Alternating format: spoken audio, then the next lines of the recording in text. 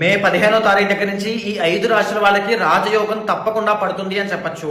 ఎందుకు అంటే మే 15వ తారీఖున గురుగ్రహ సంచారం మారుతోంది. దీని మూలాన 5 రాశుల వాళ్ళకి ఎస్పెషల్లీ రాజయోగం పడుతోంది. అందులో మొదటి రాశి వృషభ రాశి.